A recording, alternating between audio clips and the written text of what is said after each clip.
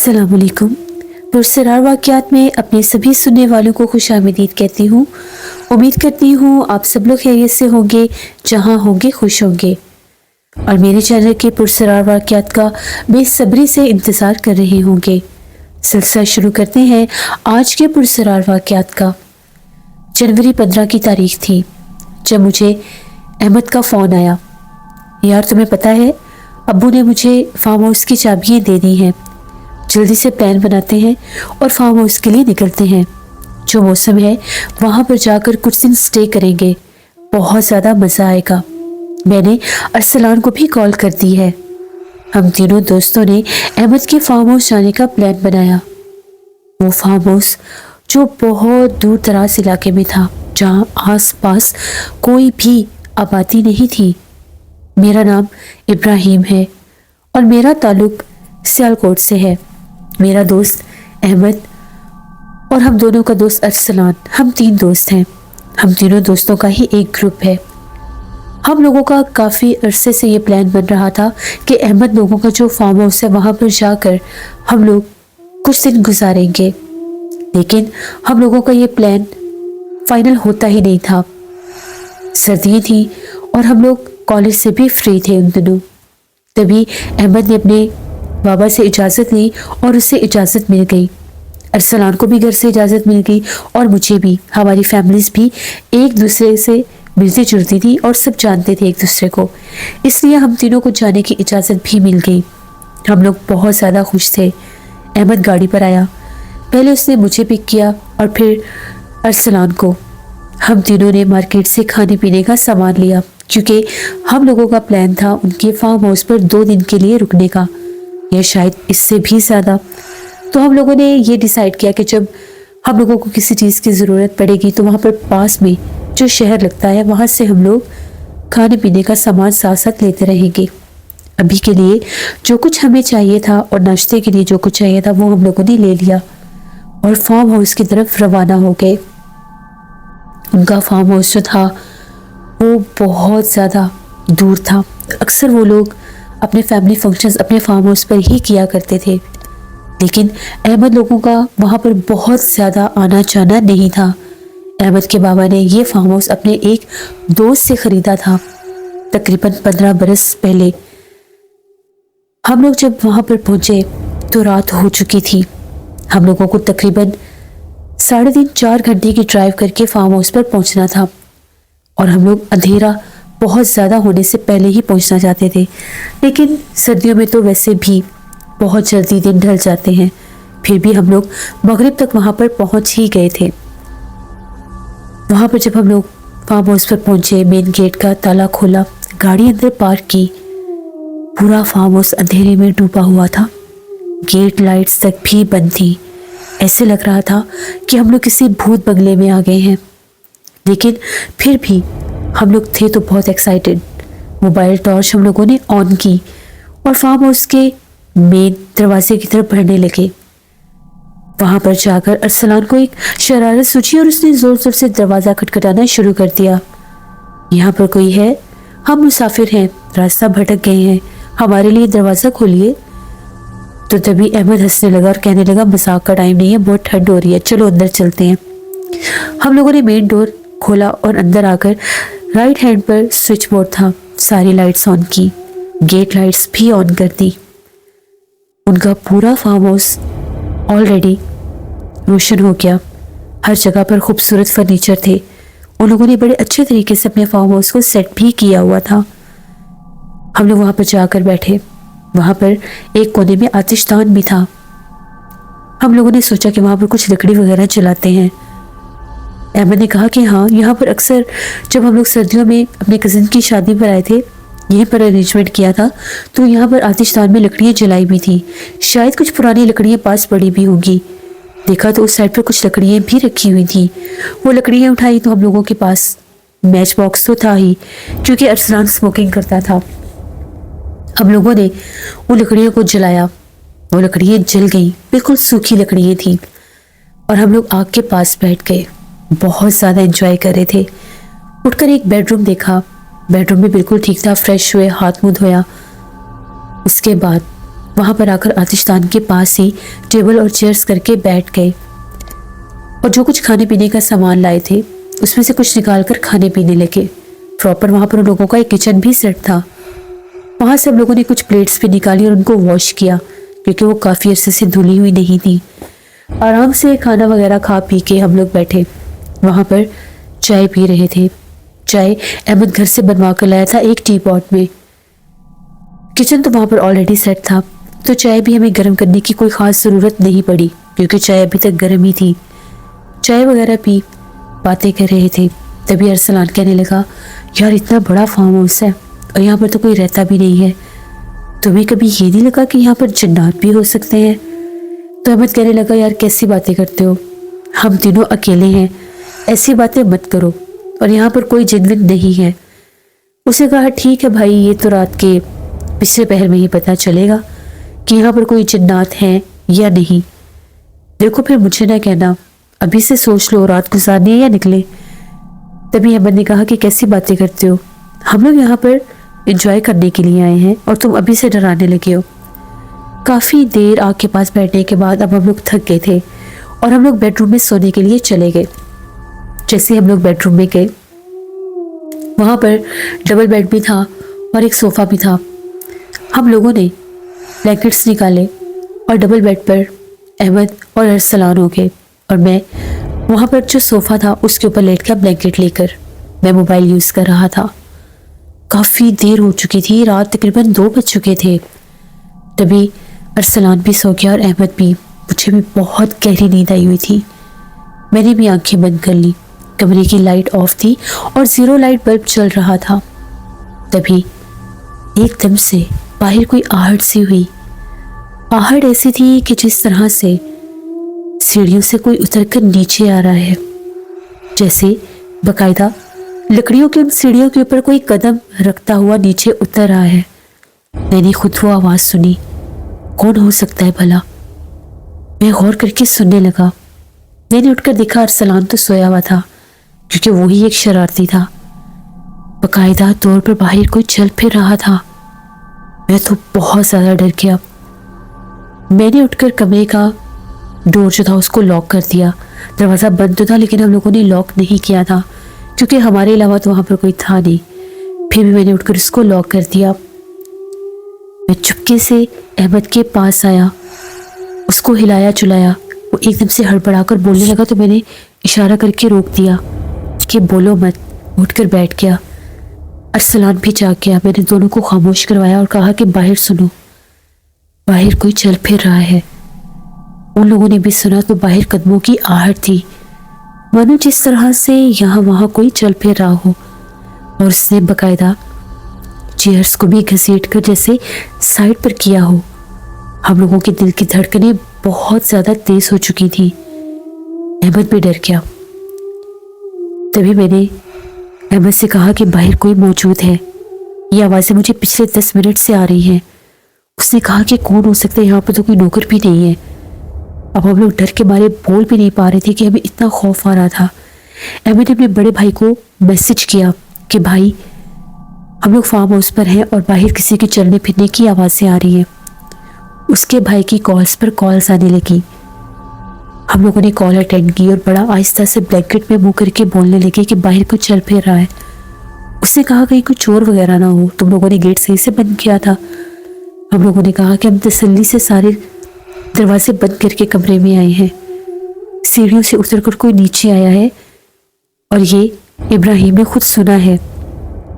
तभी उसके भाई ने कहा कि ऐसा करो, दरवाज़ा मत खोलना, कमरे की लाइट ऑफ करके ज़रा खिड़की से देखने की कोशिश करो बाहर कौन है, और मैं फ़ोन पर ही रहता हूँ। अब अहमद ने फ़ोन पकड़ा हुआ था और मैं नंगे पाँव उस कारपेट फ्लोर पर सीढ़ी खिड़कियों की तरफ बढ़ने लगा। जैसे ही मैंने आराम से खिड़की से पर्दा हटाकर बाहर झांक कर देखने की कोशिश की तो टीवी लाउंज की लाइट ऑन थी। बिल्कुल सामने वो फायर प्लेस था जहाँ पर हम लोग बैठे थे। तो मैं क्या देखता हूँ कि जैसे कुर्सी के ऊपर काले लिबास में कोई औरत बैठी हुई है। उसके बाल बहुत ज़्यादा लंबे थे, कुर्सी से नीचे तक उसके बाल लटक रहे थे। मैंने उन दोनों को बुलाया। अहमद ने जल्दी से ویڈیو کال پر اپنے بھائی کو لیا اور اس کو وہ منظر دکھایا. اس کے بھائی نے بھی اس میں ایک کالے رنگ کی پرچھائی کو دیکھا. اس کے بھائی کو امیج اتنا کلیئر فیل نہیں ہو رہا تھا. اس نے کہا کہ کوئی کالا سا ہیولا سا لگ رہا ہے. ہمیں باقاعدہ بیٹھی ہوئی ایک عورت لگ رہی تھی. ہم لوگوں کی تو حالت بہت غیر ہو گئی. تبھی اس کے بھائی نے یہ کہا کہ میں ابھی ابو کو جگاتا ہوں, تم لوگ دروازہ مت کھولنا. اس نے فون بند کر دیا. تھوڑی دیر کے بعد احمد کے ابو کا فون آنے لگا. ہم لوگوں نے کھڑکی کے آگے پردہ کر دیا اور ڈر گئے کہ باہر کیسے جائیں گے, یہ عورت کون ہے.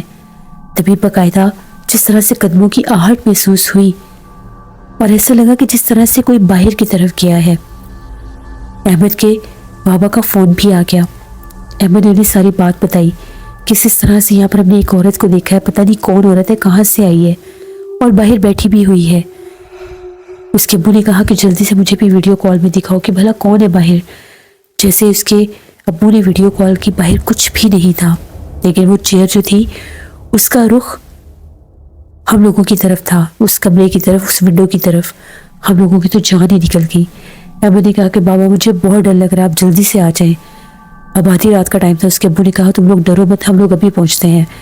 چونکہ وہ بھی بہت زیادہ ڈر گئے تھے, چونکہ احمد کے بھائی نے بھی ایک کالے رنگ کے شیڈو کو دیکھ لیا تھا. وہ بار بار یہی کہہ رہا تھا کہ وہ کوئی شیڈو ہے. ہم لوگوں کے سامنے ایک عورت تھی.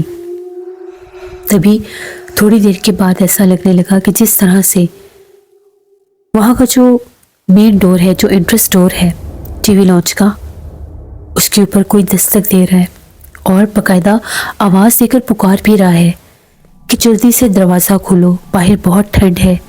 اور آواز بھی کسی عورت کی ہے. تبھی ہمیں ایک بچے کے بہت بھیانک انداز میں ہنسنے کی آواز آئی اور ایک چھوٹا سا بچہ بڑی تیزی سے بھاگتا ہوا سیڑھیوں کی طرف گیا. یہ ہم سب کچھ کھڑکی میں کھڑے ہو کر دیکھ رہے تھے اور ہم لوگ تھر تھر کانپ رہے تھے. ارسلان نے اسی ٹائم موبائل کے اوپر قرآن پاک کی ایک سورت لگائی, سورہ بقرہ. جیسے اس نے سورہ بقرہ لگائی, باہر بالکل خاموشی ہو گئی. لیکن تھوڑی دیر کے بعد ایسا لگا کہ اوپر والے جو فلور کے دروازے ہیں ان کو زور سے کوئی کھول کر بند کر رہا ہے, مانو جس طرح سے کوئی بہت سا غصے میں آ گیا ہو اور باقاعدہ طور پر ہمیں خبردار کر رہا ہو کہ یہاں سے نکل جاؤ. ہم لوگوں کی تو جان سولی پر اٹکی ہوئی تھی. ہم لوگ اتنے خوفزدہ ہوئے کہ ہم نے سنگل صوفہ جو تھا دروازے کے آگے لگا دیا کہ کوئی دروازہ کھول کر اندر نہ آ جائے. ہم لوگ تینوں ایک بیڈ پر بیٹھے تھر تھر کانپ رہے تھے. ہم لوگ اتنے بہادر لڑکے ہو کر بھی خوفزدہ ہو گئے تھے, کیونکہ آج سے پہلے ایسا کبھی ہم لوگوں کے ساتھ نہیں ہوا تھا. جیسے ہی ہم لوگوں نے سورہ بقرہ لگائی, وہ نیچے سے تو آوازیں آنا بند ہو گئی, لیکن اوپر شور شرابہ شروع ہو گیا.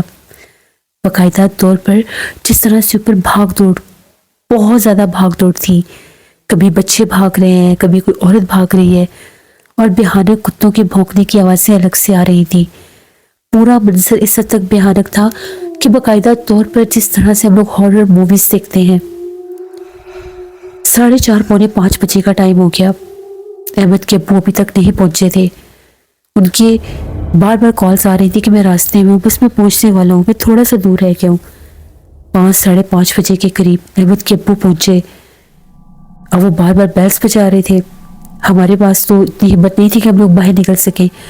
اس کے ابو نے کہا کہ تم لوگ باہر آؤ, کچھ نہیں ہوتا, میں ہوں نا, اور قرآن پاک لگا کر باہر نکلو.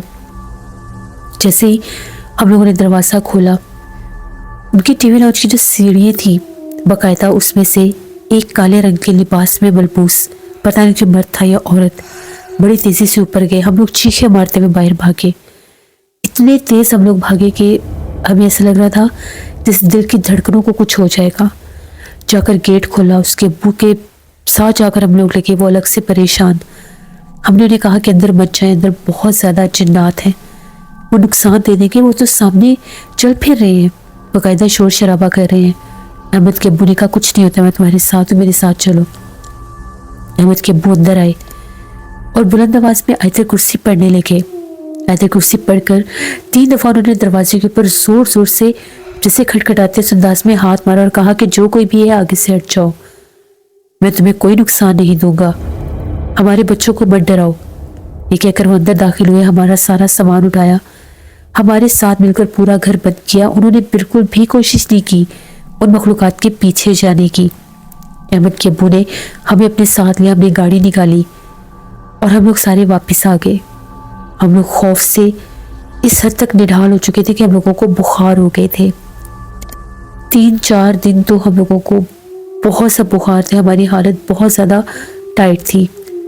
ऐसे लगता था कि पता नहीं क्या हो गया हमारे साथ। उसके बाद अहमद के अब्बू एक साहिब इल्म को लेकर अपने फार्म हाउस पर गए। जब वो वहाँ पर पहुँचे, उन्होंने वहाँ पर बाकायदा पढ़ाई की। तो उनका ये कहना था कि मैं यहाँ पर ज़्यादा पढ़ाई नहीं कर सकता, यहाँ पर बहुत ज़्यादा सख्त जिन्नात का बसेरा है।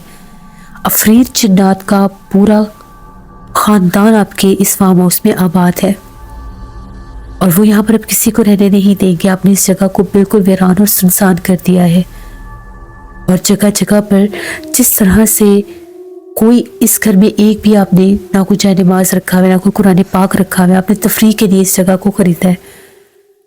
इसके आसपास का सारा जो सुनसान इलाका है, वीरान जंगल नुमा जगह है। तो यहाँ पर बहुत ज़्यादा जिन्नात थे जिन्होंने यहाँ पर बसेरा कर लिया। मैं इनको निकाल नहीं सकता। उनका ये कहना था कि उनके दोनों कान बंद हो चुके हैं, इससे ज़्यादा वो यहाँ पर पढ़ाई नहीं कर सकते। उसके बाद अहमद के अब्बू ने 2-3 बार बहुत कोशिश की और आमिल हजरात को भी वहाँ पर ले जाकर उस जगह को ठीक करवाने की, वहाँ से असरात को निकालने की, लेकिन कोई भी उनकी मदद नहीं कर सका। बिलाखिर उन लोगों ने वो फार्म हाउस छोड़ दिया। तकरीबन 4-5 साल के बाद वो फार्म हाउस बिक गया। एक बाहर की फैमिली थी, उन लोगों ने ख़रीद लिया। उसके बाद उनके साथ क्या हुआ कोई नहीं जानता, लेकिन दोबारा हम लोगों में से कोई भी उन लोगों के फार्म हाउस की तरफ नहीं गया। बिल्कुल जंगल का हिस्सा था जहाँ पर उन लोगों का वो फार्म हाउस था। मुझे तो ऐसा लगता है कि उसके आसपास दूर दूर तक कोई गांव या आबादी भी नहीं थी। भला वो किसने बनाया होगा और क्यों बनाया होगा? अंकल का ये कहना था कि उनके जो दोस्त थे वो शिकार के बहुत शौकीन थे, वो शिकारी थे। उन्होंने इस पर्पस के लिए वहाँ पर एक फार्म हाउस बनाया था कि जंगल से शिकार वगैरह करके, तो वहाँ पर जिस तरह से लोग दावत करते हैं, तो वो शौक पूरा करने के लिए उन्होंने वो फार्म हाउस वहाँ पर बनाया था। खुद वो आउट ऑफ कंट्री होते थे। तो ये मेरे दोस्त के फार्म हाउस की एक कहानी थी जो मैंने आपके साथ शेयर की, और वो रात हम लोग कभी भी नहीं भूल सकते। वो इतनी भयानक रात थी, आज भी जब याद आती है तो हमारे रोंगटे खड़े हो जाते हैं। ये एक कहानी थी। अहमद के अब्बू जब जब वहाँ पर किसी साहिब इल्म को लेकर जाते थे, वो बहुत ज़्यादा बीमार हो जाते थे। फिर उनके सब घर वालों ने कहा कि आप छोड़ दें उस जगह की जान, हमें ऐसा फार्म हाउस नहीं चाहिए जहाँ पर जाने से आप बीमार हो रहे हैं। तो ये हमारी एक कहानी थी। बहुत शुक्रिया इब्राहिम आपका, जिससे ये बात ठीक है कि जो बिल्कुल सुनसान वीरान इलाकों में जगह होती हैं, घर होते हैं, फार्म हाउस होते हैं, गेस्ट हाउस होते हैं, जो जहाँ पर इंसान जाकर खुद आबाद नहीं होते, रहते नहीं हैं, वहाँ पर फिर जिन्नात आबाद हो जाते हैं और अपना बसेरा कर लेते हैं। ये थे आज के पुरसरार वाक़यात। उम्मीद करती हूँ आप लोगों को पसंद आए होंगे।